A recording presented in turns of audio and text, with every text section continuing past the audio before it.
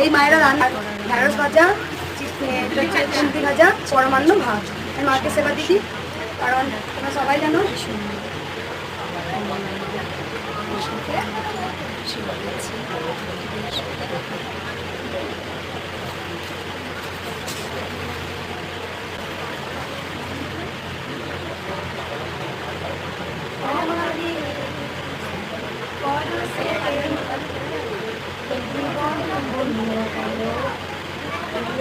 আমার মাগো আশারানো, আমার মাগো আশারানো, তোমারই পরশে এ জীবন ধন্য করো।